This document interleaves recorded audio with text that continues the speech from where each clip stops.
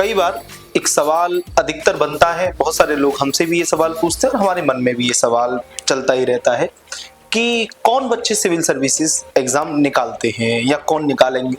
तो इससे रिलेटेड एक कहानी है जो मैं आपको सुनाता हूँ, जिससे पता लगता है कि कौन निकालता है कौन नहीं निकालता। तो एक शेर था जो एक खरगोश का पीछा कर रहा था और खरगोश दौड़े जा रहा था, कभी इधर कभी उधर कभी इधर कभी उधर, और खरगोश छलांग मारते मारते मारते मारते फाइनली पहुंच गया और उसे वो नहीं पकड़ पाया शेर। तब उसने कई जानवरों ने उससे ऐसे पूछा कि भाई तू शेर से कैसे जीत गया, वो तो जंगल का राजा है, वो इतना तेज दौड़ता है, फिर भी तो उससे जीत गया।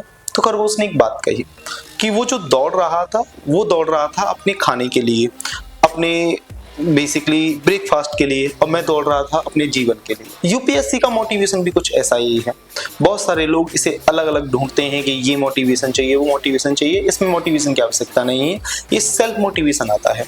इसीलिए आपने अधिकतर देखा होगा जो लोअर क्लास के बच्चे हैं या जिनकी कंडीशन थोड़ी ठीक नहीं है, वो बहुत इजीली निकल जाते हैं इस एग्जाम को। हालांकि उनके पीछे का स्ट्रगल बहुत बड़ा होता है, इतना इजी नहीं हो पाता है, बट फिर भी वो एग्जाम क्रैक कर जाते हैं क्योंकि उनके अंदर उसकी चाह होती है, उनके अंदर उसकी भूख होती है। उनको पता है कि अगर ये नहीं हुआ तो हम क्या करेंगे, इसलिए वो बहुत ही इजीली एग्जाम को क्रैक कर जाते हैं। बाकी लोग उस लाइन में लगे रह जाते हैं।